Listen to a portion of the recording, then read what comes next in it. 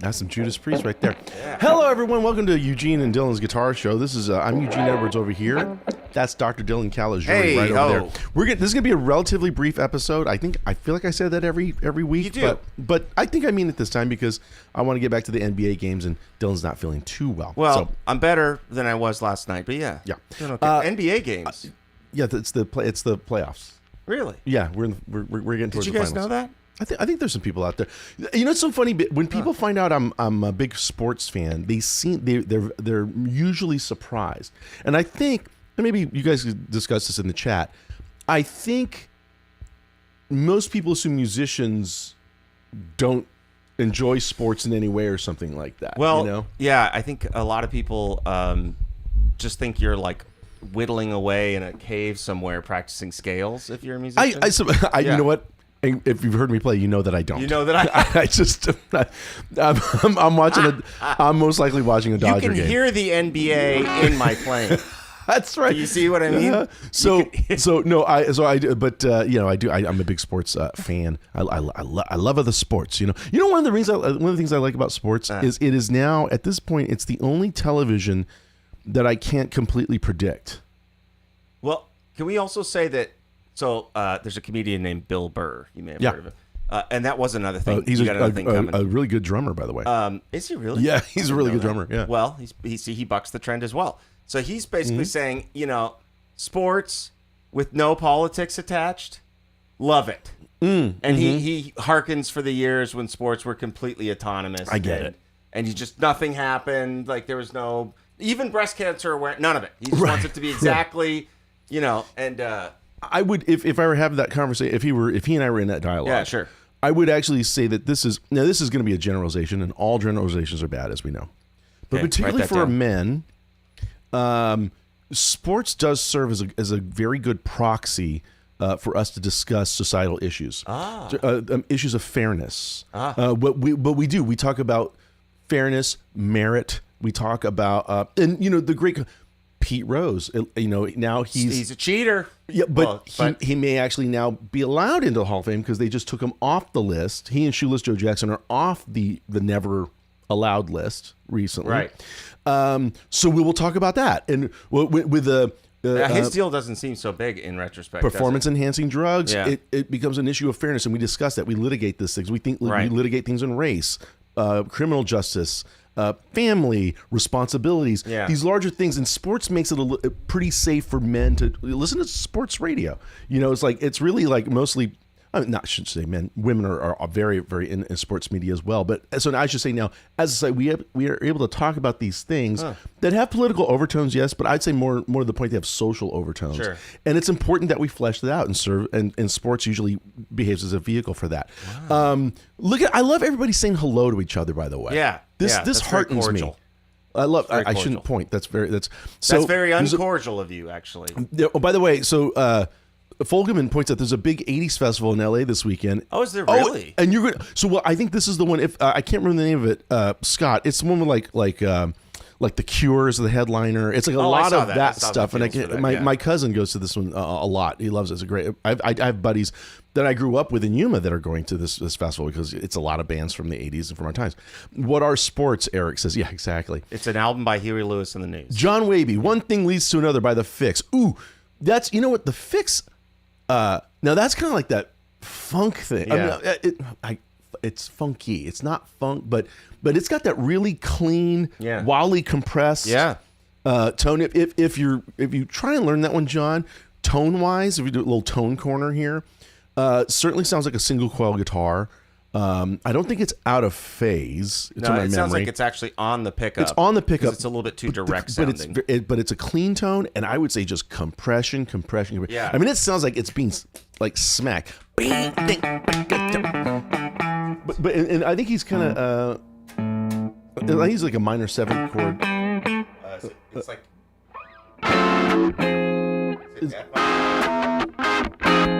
Yeah, I'm not clean, so. But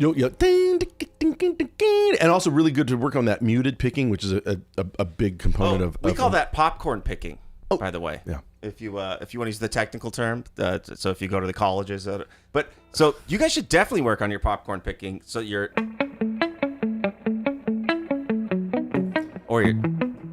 Oh, yeah, the police stuff is really good for that. Because I think that popcorn picking, when you go to do stuff later on, the whole concept of working on these techniques is when you go to play a song later on, you don't have to learn the technique in addition to the song. That's the idea. That's a great. I love it. You know what's so funny? I was saying this to a student, a private student, the other day. Yeah. We're working with arpeggios right now. Sure.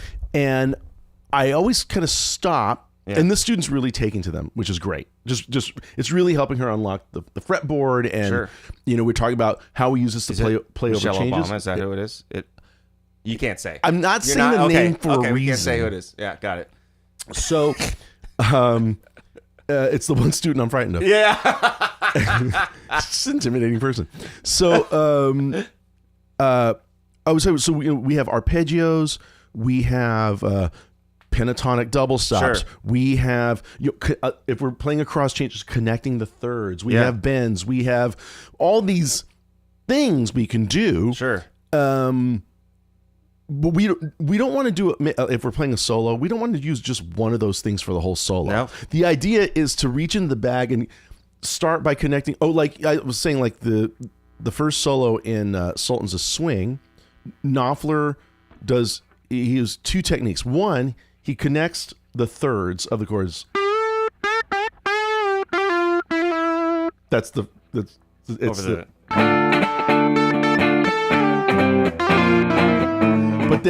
here he arpeggiates the 8. Then he goes back. So see how he mix and matches these things he knew. Right. So yeah, you're right. So now popcorn could be, if y'all still have a subscription to Fender Play, I remember years ago there was a really good lesson on popcorn picking using Heart of Glass by Blondie. Yeah.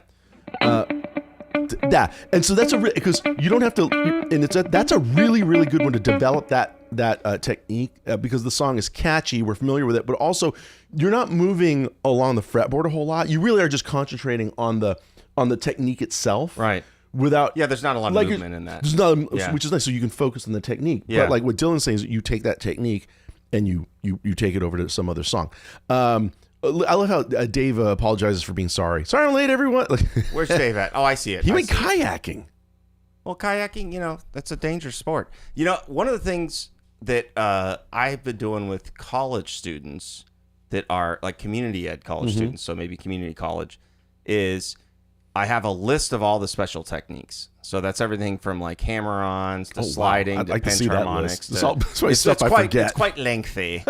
and I hand it to them and I say, all right, let's check them off one by one based upon your interest in these, right? So if you're a Dimebag Darrell fan and you want to work on pinch harmonics, by all means. Okay. So we'll check that box off and you'll work on those for a while. And I'd love to see this list. Yeah, and it's really been useful with them because that way it's not just this random assortment of special techniques, as we're referring to it, coming up. And guitar is unique in the sense that it is so, especially pop guitar, there's so many special techniques. Think of most other instruments, like a piano. How often are you like reaching over to grab the strings in the piano and your foot's like? There's not a lot of this like happening. Raking the strings with a pencil while holding the sustain pedal. Once in your life is the answer to that question. So I mean, guitar, it's like, okay, we're gonna need you to hold the pick. No, further back. Okay, no, you're almost there. It is, and there's a lot of these like alterations on just playing. Not to mention playing itself can be hard enough. So.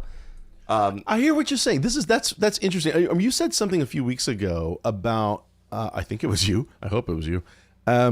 Guitar's a strange one even amongst the stringed instruments, when we take orchestral string instruments, in that we can strum. That's our big edge. So when we put ukuleles, mandolins, banjos, in that kind of, they're in there. Yeah. We have the option of strumming. I talked a lot about this because in my introduction to arpeggios. Right. But we have this option of just strumming, and like you said, on the piano, not really. I mean, you could kind of give that, but it's so funny. But a saxophone, most instruments are monophonic. Not gonna be strumming. They're monophonic. It's one note at a time, buddy. And that's all you're gonna versus get. with guitar, harp would be the other big one you can strum. Clearly, yeah. And that's about it. I mean, there's not a whole ton more. There's a lot of types of guitars. If you guys are ever bored, which, it's never going to happen. But if, let's say you were, look up like a guitar orchestra. So like a requinto is the small guitar. There's a bentho. There's actually a tradition of a lot of types of guitars in these orchestras. And you'll see that the guitar that we all play now is actually kind of the middle of the road bass line one of all of them, because it has, in terms of range, I understand. It doesn't go as high as some and it doesn't go as low as others. Right. And this was sort of this is the median, and it won out over other ones. Yeah, it's interesting. Yeah. I love that topic, by the way. So I just, how could we forget about, I'm trying to go Hall & Oates, order. baby. Hall & Oates. Hall & Oates. Interesting group in that that wasn't it wasn't a guitar centric. Yeah. Well, to me, one of the most significant, or not significant, distinctive is I Can't Go For That. Oh, I know. That wildly compressed. Well, no, but there's no vibrato. It's just really, it's very ding, ding, ding, ding, ding. Yeah, that's right. Ding, ding, ding, ding, ding. It goes up a step. And I just, what an amazing guitar hook. It almost sounds sampled. It's so well played. Now, I don't, in the video, we see G.E. Smith. Saxophone player from the... the guitar player. Guitar player from the Saturday Night Live band in the 80s and 90s.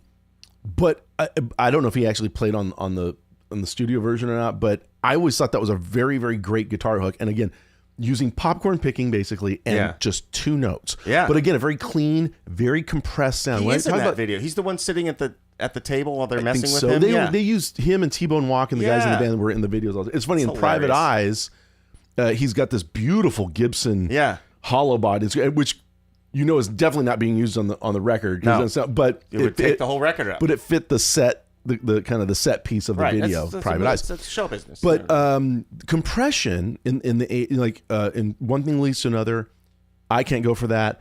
It's very percussive. It's everywhere. They use it in a really percussive way. It creates this really, really strong percussive note. And that's because digital, by the way. Digital started coming out, and we started being able to take parameters and really fine tune them squeeze to the max. Exactly what frequency we want to be emphasized. There's no bending in jazz. Discuss amongst yourselves. There's no bending in jazz. Well, now I'll take that as a general truth. You're right. In general, there hasn't been. There can be, but the reason for that, John, maybe you already know, but it seems as though when guitar got incorporated into jazz, by then the saxophone and trumpet and cornet originally, but the horns were deemed the lead instruments. Right. And then our first great soloist, Louis Armstrong, definitely being one of them, Bix Beiderbecke, guys like that, they clarinet players, they're single note instruments, and they don't really bend either. I mean, you can do certain. It's called a glissando. It's not really a bend though. You're like. So jazz guitar players would essentially, as soloists, like Charlie Christian, these guys, or even Django Reinhardt, they would be not impersonal, but they were usually inspired by horn players. So a lot of their playing was single note runs and melodies.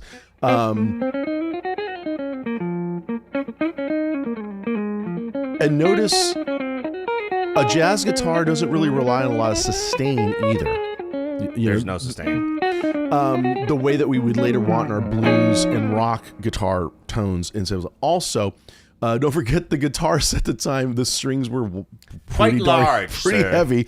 So it's not as though bending was really something that was going to be common no matter what genre you're playing. You know, they did some bending though. So like Wes Montgomery has a song. It goes,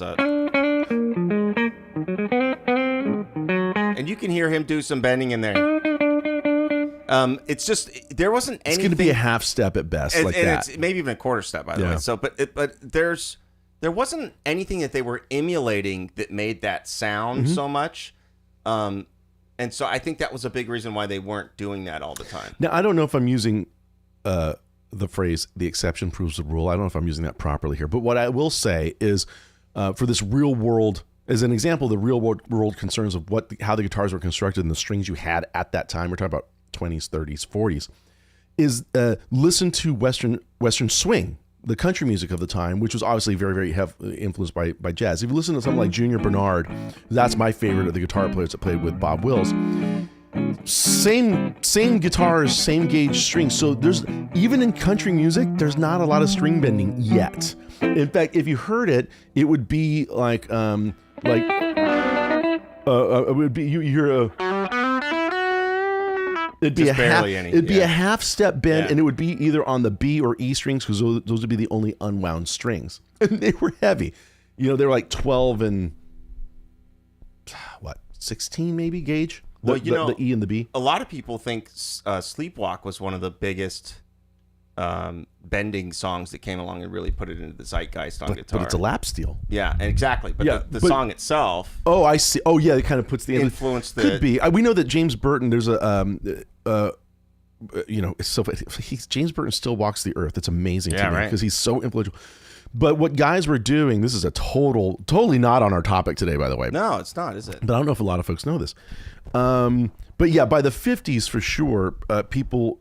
Well, actually, because of the popularity of lap steels and eventually pedal steels, I think guitar players did want to be able to start doing this stuff. Yeah. At the same time, blues musicians want to emulate the human voice on their guitar, so they would like to be able to do these bends as well, and easier vibratos. So what guys were doing they were taking banjo strings and just using a few from there, and so this is why the standard gauge of electric guitar strings are 10s. Right. When you go to a guitar shop, generally everything's strung with 10s. It's kind of agreed upon. Well, that's because that was the gauge of, I can't remember which string from the banjo set. String. Yeah, right. But you would put that as your E string. Yeah. And kind of work that way. And so your E string at the time, the standard guitar set of guitar strings were 12s. Yeah. Usually with a wound G. Yeah. So that means your low E string was like a 56? No, lower than that. 58? 58. Yeah. So now it's like, we're getting rid of that. And now the A string cables. The A string is now moving down to be your low E string. Yeah. You moved everything over, right, and then put banjo strings up at the top, which means your guitar had to have a truss rod in it, and it had to have everything had to change. Not only that, but someone pointed out to me, as I was talking to an old timer about this a long time ago. And he says, don't forget, banjo strings don't come with the ball. That's right. So you had to clip the ball off your guitar strings and sort of you mended it, like a fuse. It was a hassle, but Ernie Ball, he's the guy. He's the guy that did it. He saw this. It's funny because from what I saw someone talk about this on a different source. The Ernie Ball had a music store. He had a guitar shop here in the valley, in the valley, and it was one of the first. It was just instruments and guitars. Oh yeah. Because typically you went to a department store. Sears. He went to Sears, and there was... Anybody get a guitar from Sears out there? And there'd be a few guitars in the corner there. Well, Ernie Ball had an actual guitar shop, and so a lot of guitar players coming in, and he noticed that everyone around here was doing this gag with it.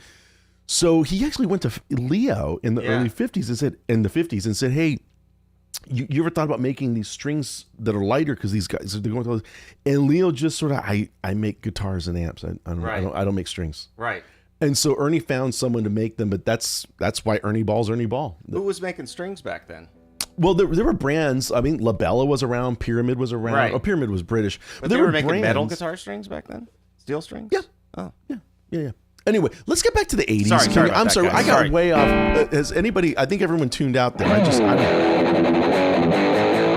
there it is. Eric Ells, this is interesting. He says, try to use all the things that guitar can do that other others can't, meaning other instruments, hammer-ons, slide, bends, etc. Well, we got the whammy bar. Well, so when we talk about 80s guitar, though, we're really hearing a lot of that. We're really hearing, especially that's Eddie. Eddie has everything to do with it. So is ska jazz? But that might be more for next. Which one? Eric is saying, so is ska jazz? Ska. So is ska jazz. I don't know if he's asking. I'm not sure. Eric? I guess there's not a lot of bending of strings in the ska either. But I think you're trying to use a polysyllabical logic there. It's not really working out, but I think appreciate ska would be like reggaeton or reggae. Well, in the 80s, so ska had obviously coming out of England. Yeah. And I'm not the ska expert. I think first wave, second wave, third wave, But bands like Madness and the Specials, and some of it was up tempo, but even like the Specials' Message to Rudy is a very it's more of a blue beat. It's a so full reggae. So it's kind of a slower thing, but I think because they weren't Rastafarian guys, they were from England. It was more like ska or early ska because of, or they called it two-tone as well because they were integrated band. Yeah. My favorite bands of that whole thing was the English Beat, and that the album that has their cover of Tears of a Clown, and it has Mirror in the Bathroom. And it's just one ripping tune after another. Right. But very clean guitar tones. Yeah. And obviously playing upstrokes on the upbeat is that's one of the significant things. But we'll do a little deep dive on one of these things because it's worth it. Joe Pass's Virtuoso makes me want to sell all my guitars and cry. Well, Joe wouldn't want you to do that, though. Joe wouldn't want you to do that. Oh, ska, because you talk about how brass takes the lead in jazz. I understand, Eric. I'm sorry. Okay, I got you. That's ska, early 80s, new wave, reggae mix. Yes. Well, that was great about, and of course the British were doing this, and Americans weren't, but a lot of the British punk bands especially, I think they tired of sort of this straight eighth, da da da da da da da da. They wanted to explore a little more, and the Clash was great because they actually got a great drummer. They got Copperhead was just they got a drummer that was better than everybody else in the band, right. Which means they could actually experiment with different groups. Right. So they were able to integrate that pretty quickly into their repertoire. By the time they get to the London Calling album, it's there. It's really quite good. But other bands were a band like the Police, which really were three pretty accomplished two accomplished musicians, and Stuart Copeland, who had his own style, distinctive style. Exactly. They were able to use reggae and ska rhythms as a three-piece, especially. You can really stretch out when you can have polyrhythms going on. Then you can make a three-piece sound very, very interesting large, because if you listen to a lot of those early Police records, the three musicians are playing different. No one's playing the same rhythm as the next guy. Stuff the whole time. So it really expands the sound. But U2 actually, that's a good example too. They claim that's fair, and apparently the Edge is actually the metronome in U2. Oh, interesting. Not the drummer. Yeah, that's funny. And so like the songs start. Well, if you think about it, because he's always been using the delays, the digital delays. So the digital delay is going to be a strict timekeeper. So you're going to have to lock in whether you like it or not. This is a great point. So if you guys ever really want to work on time, if you get a digital delay pedal, you can do it with analog, but it's harder. If you get a digital delay and you set it up as a dotted eighth note. So here. It's funny. So Dylan, the GTX Mustang that he had, it's not working today. So he actually is going into a tube amp, and he's got his pedal board, his physical pedal board out there. So that's a dotted eighth. That's a dotted eighth. So let me hear just one note. Oh no, just hit one so we can hear the full. Just. It's only one repetition. So with no feedback, it's just a single feedback. Then take any scale that you're working on, and you could just.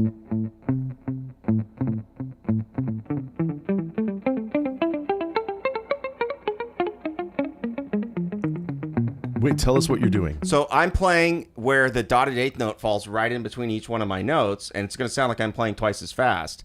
And all I have it do is I just have it set so that it's at the exact same clip that I'm playing. So if you set the tap tempo while you're playing, so 2, 3, 4.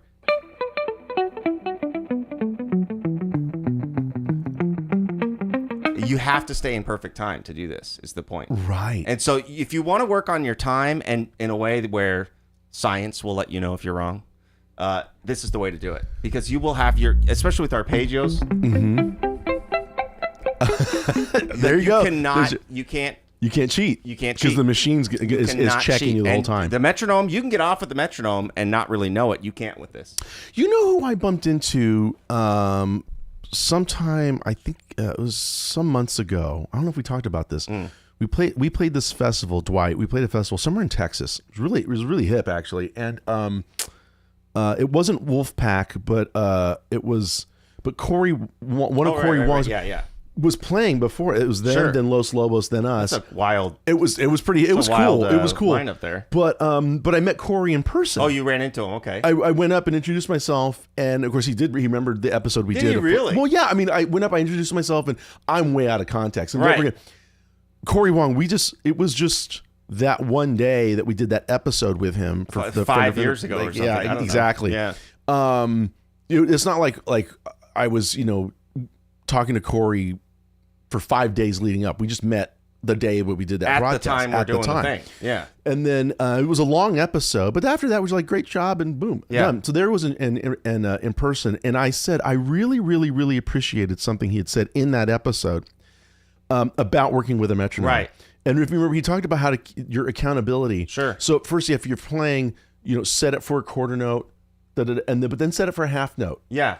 Then set it for a whole note. Right. But you're still playing the same piece because now there's less clicks. Right. Which is harder. It's much harder. Yeah. Because the machine won't remind you where time is. So you have to keep it right away. Yeah, it's gonna, if you're doing it like one, you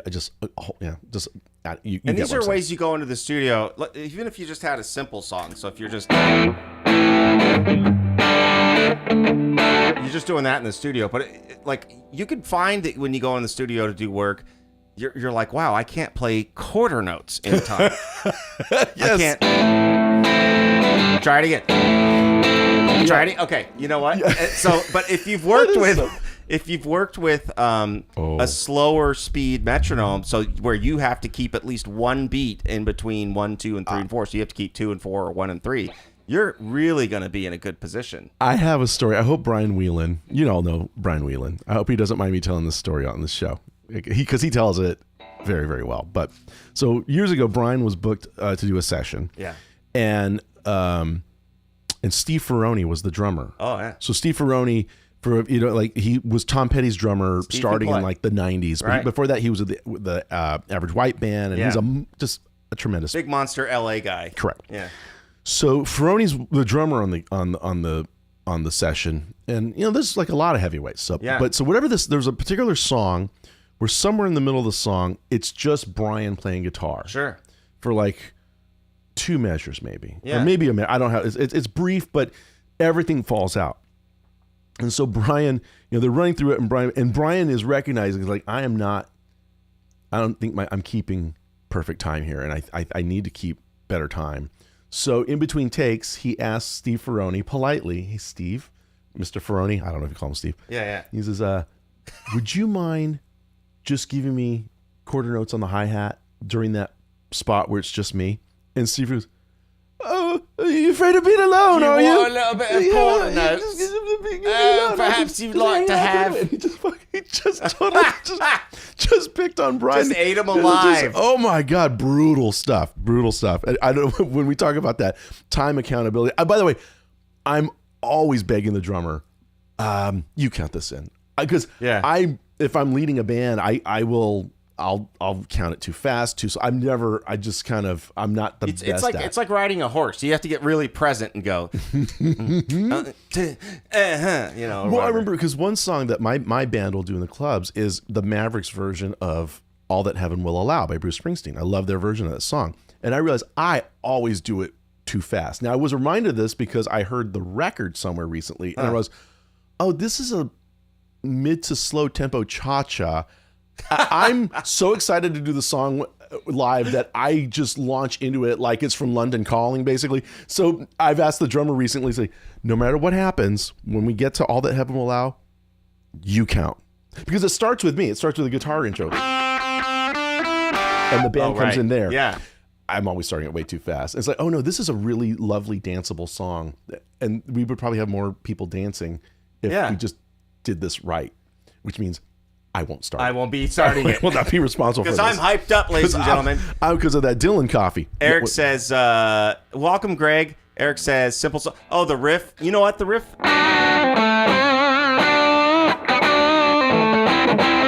It's actually, I guess it's hard to do well, right? I mean, I think people might not think of that as hard, but they don't make it sound like Mike does. Which is, well, actually, I believe Tom plays that. Oh, does he really? Which is interesting. Oh, wow. Well, when you see them do it live, he plays the riff. He's playing the riff. And he's a great rhythm. No, that's Mike. Because that's a great solo, Just dude. That part. Every time they do it, I always see Tom would play that riff, which is interesting because he's always been the rhythm guitar player. Yeah. So he plays guitar to keep time. I wonder if this was like weird to sing over. Good point. This pigeon's bad. I mean, like maybe there was like a. I don't know. You never know. I don't know. Yeah, I don't know how they tracked it at what's now Henson. I know that for a fact. I was probably thinking of Eric was thinking of a different song. I guess a few chords could be a lot of. Yeah, I don't know what. Eric, I'm lost, buddy. No. I hear you, Eric. I know. There's a song that starts just like that, and I can't. He wants an example of what, buddy? He's talking about this. When I played that, I was probably thinking of a different song. I guess a few chords could. He was saying that there's a part right after it gets really complicated. Oh, yeah. So, by the way, Every Breath You Take and Popcorn Picking go hand in hand. I always thought that was an interesting guitar part. The story is legendary, how Andy Summers really kind of just comes up with that part on the spot. We talked about this several years ago. It sounds like an arpeggiator almost, if you think about it. Like it's a synth not. arpeggiator. I mean, it's well, yeah, because of the way we record. But, but, Sting comes in with this, for them, a very unorthodox song because it's just doing ice cream changes. Sure. But the idea of using these very, very romantic doo-wop chords, because the lyric is actually a very dark, it is pretty dark stalker thing. Yeah, I don't know, but Andy with that arpeggio, with the mute, and then adding the and he's got this thing going. It's add 9, correct? Like it's not that much. It's really not like that much. A little bit of it's not that much, but it does feel like because he mutes the arpeggio, I always thought it has the feeling of like the guitar's on tiptoes because it's stalking the person. But there could have been time. That's just the tone painting. But I don't think it was intentional. But I can't unhear it that way. Right. There's just this. I hear it now. And then too. that minor sec. Yeah. On the it's so. But they didn't have time to discuss it. He just had to come up with something that kind of gave a life to this song because it was just kind of sitting there. They all admit it's like it's just 1-6 minor 4-5. How do we? And the can't you see? Well, yeah. Then the bridge leaves 2 major to the 5. But then there's another bridge. It goes. I've been lost without a trace. Yeah. You know what's really hip? When they would do that live, I have too much distortion for this song. Andy, because on the record it's, and you hear a piano and octaves. Ding, ding, ding, ding, ding. I don't remember that. Yeah. It's a counterpart to it. So when they would do it live, Andy would.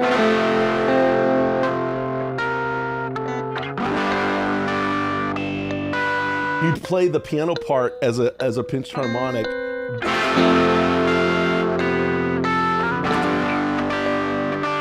I like it. It's like it's not like they couldn't afford a piano player at that point. Well, hold on. You got to do insurance and the whole thing. And come on, let's just sit out like that. It's just he was such a badass.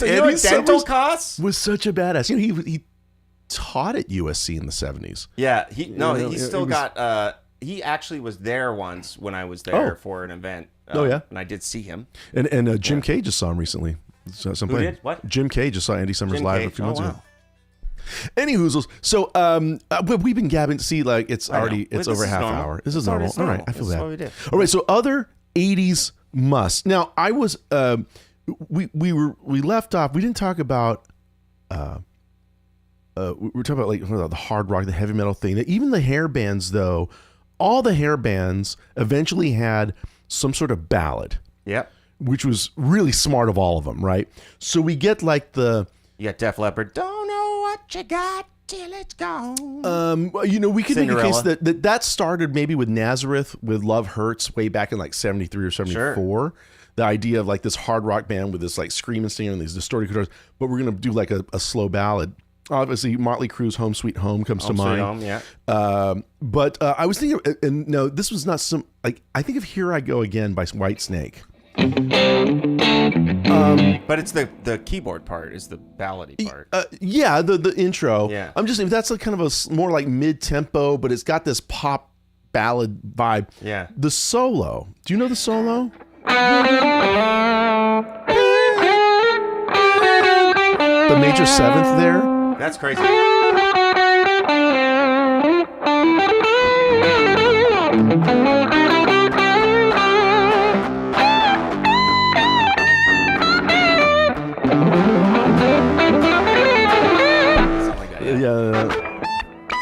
Yeah. Can you face the camera more and do that lasting? Again, this is an example of these guys would say, "Well, I'm a big Hendrix, Eric Clapton guy," and then they do this stuff. It was like.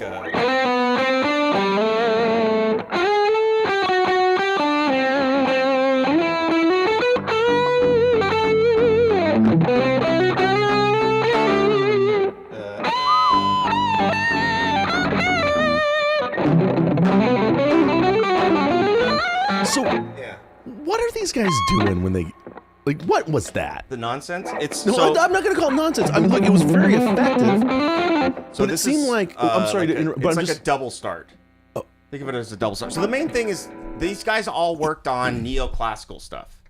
So they want to tell us what that means. Like neoclassical style guitar playing. So you got Yngwie, you've got these guys. I'm sorry. Rachmaninoff, you mean these were and modern rock guitar players, and that's why we say neo. Yes, playing classical music. Okay, exactly. Okay. And so they worked on being able to play legato really well because legato is such a big part. Think of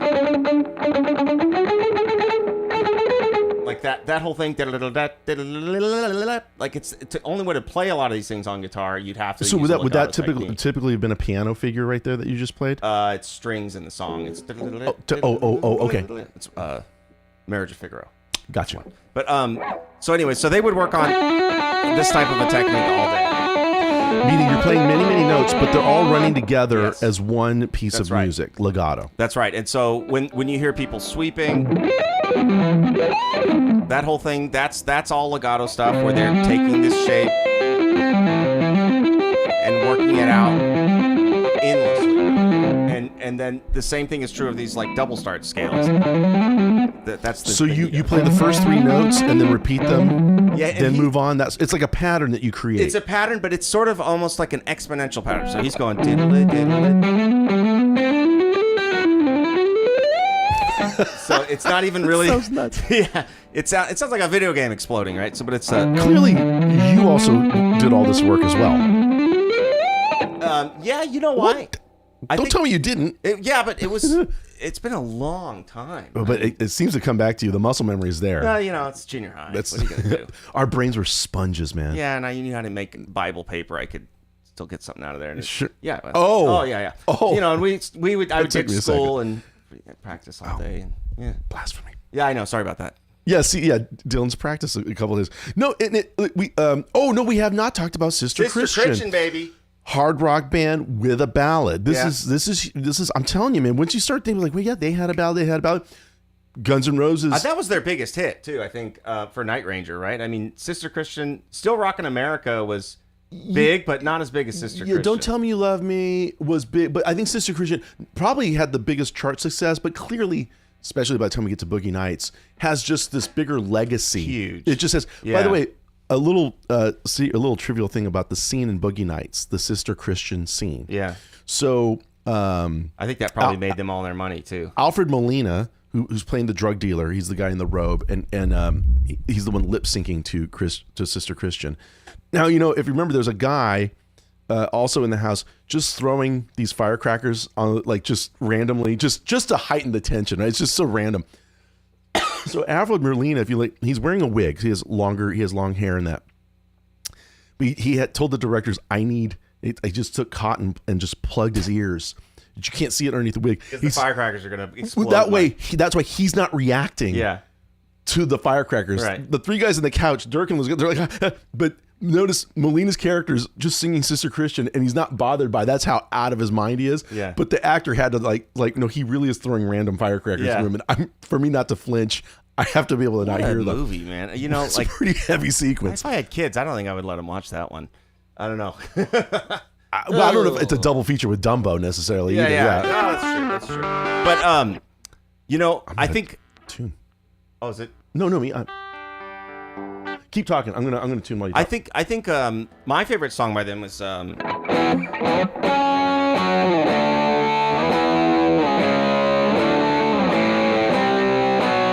is this? I don't know what this is. Tell me you love me. Oh yeah.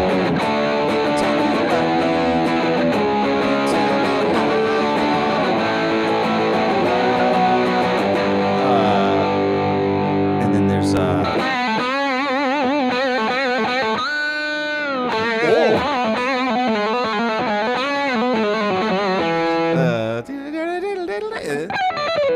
anyways, it goes on. Very 80s. The whole tapping part that's in that song, those guys were so good. By the way, we had a guitar tech that worked for us for a while who worked with Night Ranger a lot, and it's that lead guitar player is Brad something. Brad Gillis. Gillis. The Sister Christian solo he recorded. He's sitting in the control room.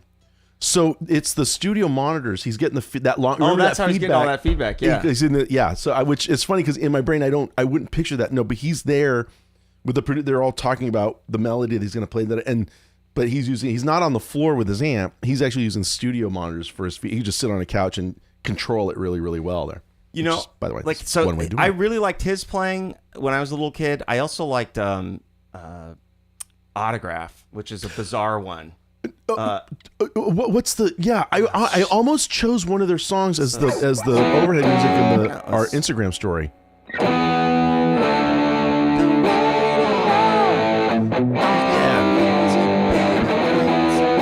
This is a weird progression. Then that. A, 2.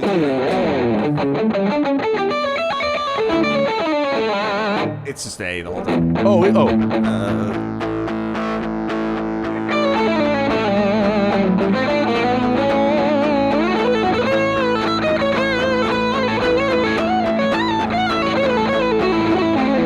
And then it goes to that chorus. I don't know where the background chords are. But yeah, that band, I think they were all like MI grads. By the way. Okay, there you go. And it's like early MI grads, and you could just hear the precision in their playing. And shortly after them,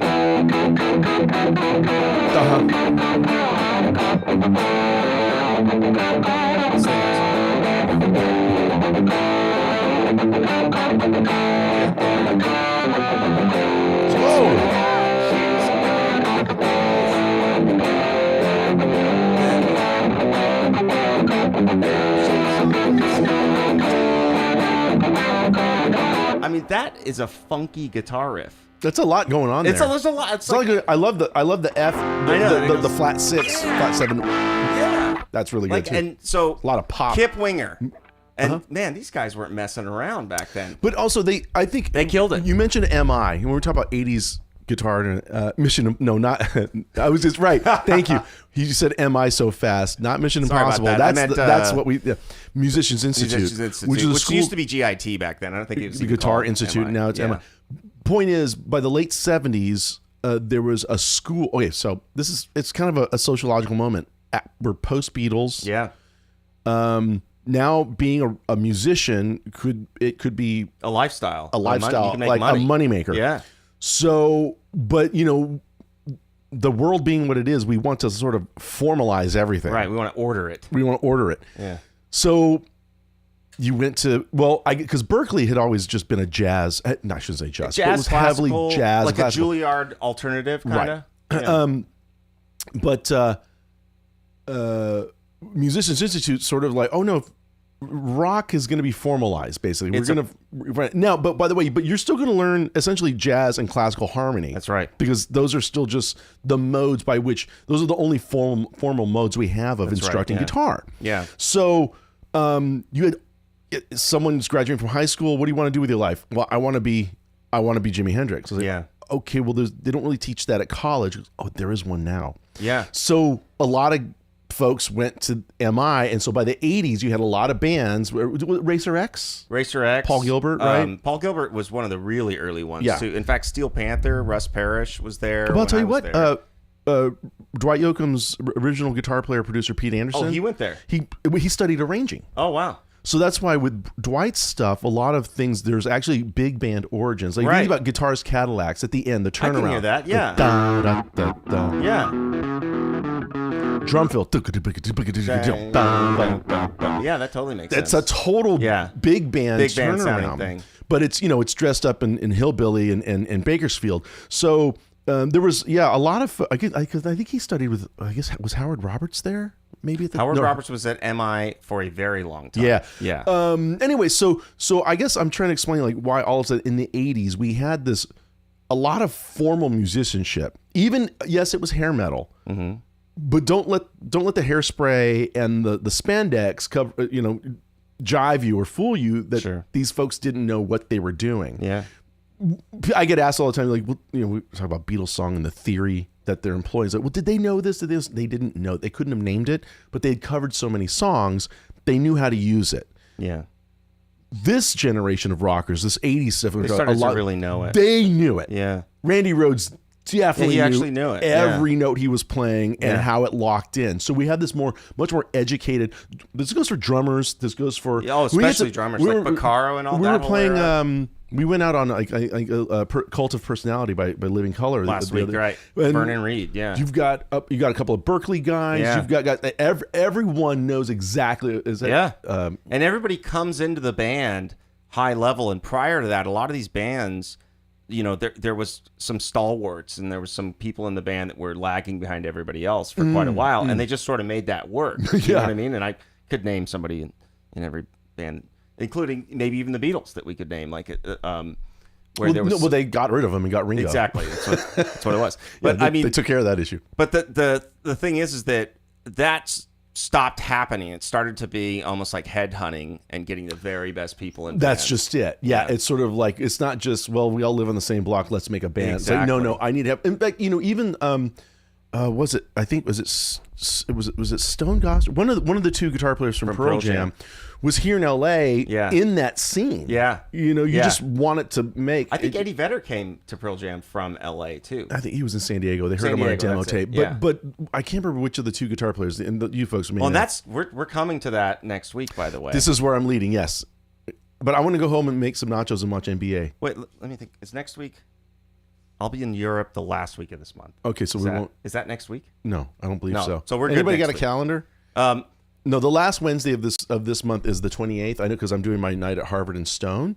So we still have one more week. So we have the 21st. Okay. We'll be here, and we're going to move a little more into that early 90s stuff. Well, that's what I was saying. So this we have Mr. Big, we have Winger, we have like Extreme. We have these bands like Nuno Bettencourt. These guys are just such high-level tacticians that somehow they loved it and they touched it. They killed it.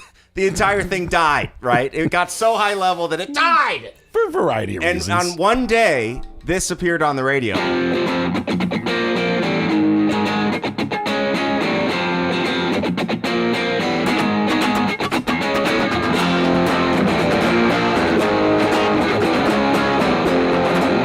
And pretty much it was over at that point.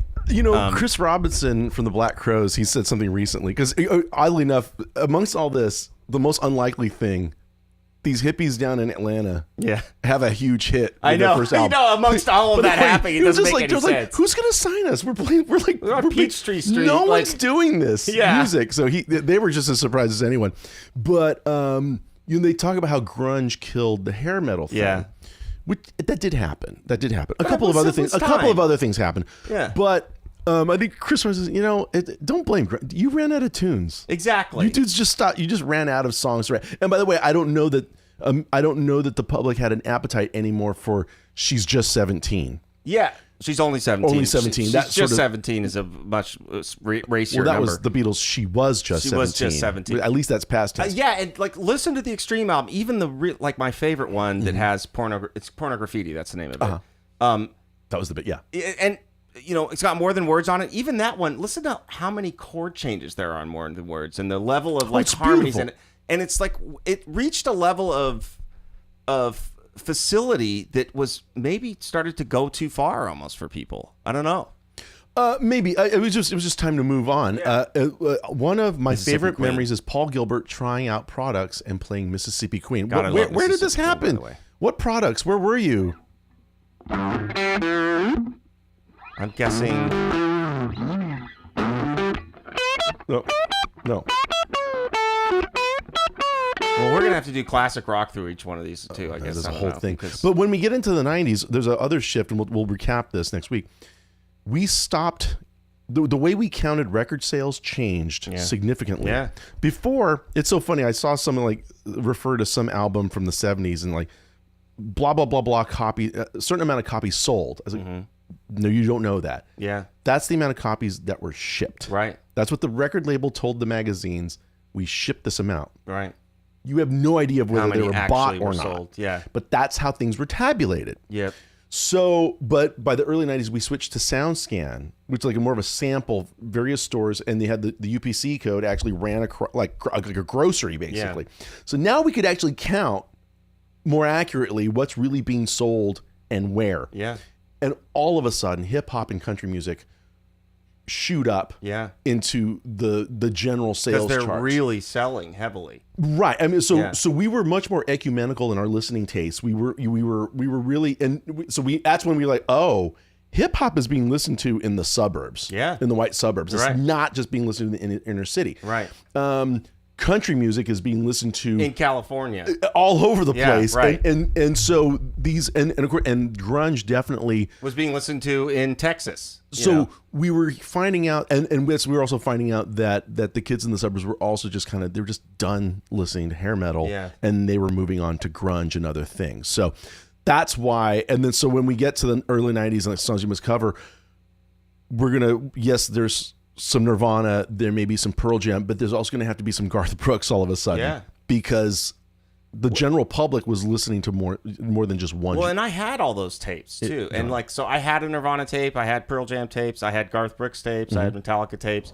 A lot of kids, because this is when I was a little kid, was the early '90s. I was 7 in 1990. So a lot of us had Columbia, Oh yeah, the record club. Yeah, so the thing where you make the biggest little mistake of your life and sign up for it, and then it's a $48 CD. A John Tesh live at Red Rocks shows up, and you're thinking, what the heck? I saw John Tesh at the Glendale Galleria once. It's probably fantastic, right? No, he didn't performing. He was just shopping. It was Christmas time, and he had one of his own tour T-shirts on, and I thought that was lame. That is meta, sir. It was. I just thought you're not punk cool enough to do that. So, Mr. Tesh, please don't do that. Do you really want people to stop you and say, "Oh my God, it's John Tesh. He used to be on Entertainment Tonight"? I don't know, man. I don't know. I just can't get into the head of the Tesh. All right. Well, let's get out of here. But we've got more to come next week. I got you. The Valley, Sherman Oaks. I'm assuming, Mr. Fogelman, you worked at a guitar shop. Do you live in the Valley? I have so many more questions now. He says I think he's in Central Virginia. So you used to live in the Valley, maybe. We're gonna piece together these clues. We're gonna have a cork board with string, different colored yarn, and those you see letters from different magazines that make it look like we're Scott Fogelman's timeline. All right, let's get out of here on something. Thank you guys. Start on anything. Be sure to like this and subscribe if you're not subscribed, and then if you're not a member of the Patreon, join. Yeah, it's that easy. So let's see.